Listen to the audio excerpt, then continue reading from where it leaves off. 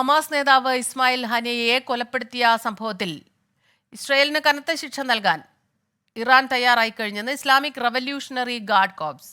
പരമോന്നത നേതാവ് അയത്തുള്ള അലി ഖൊമൈനിയുടെ ഉത്തരവ് ഏറ്റവും ഉചിതമായ രീതിയിൽ തന്നെ നടപ്പിലാക്കുമെന്ന് ഡെപ്യൂട്ടി കമാൻഡർ അലി ഫദവി വ്യക്തമാക്കി. അമേരിക്കയിലെ ന്യൂ ജേഴ്സിയിൽ നിന്ന് മധു കൊട്ടാരക്കര ചേരുന്നുണ്ട്. മധു, ഗുഡ് മോർണിംഗ്. ഇതൊരു വല്ലാതെ ആശങ്കപ്പെടുത്തുന്ന വാർത്തയാണ് വരുന്നത്. തിരിച്ചടി ഉണ്ടാകുമെന്ന് ഉറപ്പ് പറയുകയാണ് അല്ലേ? ഗുഡ് മോർണിംഗ് സ്മിത പറഞ്ഞതുപോലെ തിരിച്ചടിക്കുമെന്നുള്ള കാര്യത്തിൽ പിന്നോട്ടില്ലെന്നുള്ള വാർത്തകളാണ് നമുക്ക് പശ്ചിമേഷ്യയിൽ നിന്ന് ലഭിച്ചുകൊണ്ടിരിക്കുന്നത്. ഹമാസിന്റെ മുതിർന്ന നേതാവ് ഇസ്മായിൽ ഹനിയ കൊല്ലപ്പെട്ടതിന്റെ പ്രതികാരം നടപ്പിലാക്കുമെന്ന് ഇന്നലെ ഉറപ്പിച്ചു പറഞ്ഞിരിക്കുകയാണ് Islamic revolutionary guard corps deputy commander Ali Fadavi. ഈ ഹനിയുടെ ഈ കൊലപാതകത്തിന്റെ ഞെട്ടലിൽ നിന്ന് ഇറാൻ ഇപ്പോഴും മുക്തരായിട്ടില്ല. ഇറാന്റെ പരമോന്നത നേതാവ് അയത്തുള്ള അലി ഖൊമൈനിയാണ് ഈ ഇസ്രയേലിന് കനത്ത ശിക്ഷ തന്നെ കൊടുക്കണമെന്ന് ഉത്തരവ് ഇട്ടിരുന്നത്.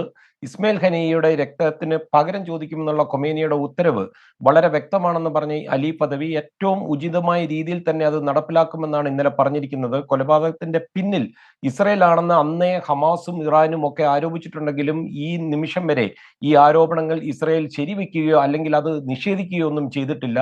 അലി ഫദവിയുടെ പ്രസ്താവനയോടെ അമേരിക്കയുടെ ഒരു പ്രതികരണം വന്നിട്ടുണ്ട്. ഇസ്രയേലിനെ ഇറാന്റെ ആക്രമണത്തിൽ നിന്ന് പ്രതിരോധിക്കുവാൻ വേണ്ട വിധത്തിലുള്ള സൈനിക വിന്യാസം അവിടെ നടത്തിയിട്ടുണ്ടെന്നാണ് അമേരിക്കയുടെ US ദേശീയ സുരക്ഷാ കൗൺസിൽ വക്താവ് ജോൺ എഫ് കെർബി ഇന്ന് വൈറ്റ് ഹൗസിൽ മാധ്യമങ്ങളോട് സംസാരിക്കവേ പറഞ്ഞത്. സ്മിത, ശരി.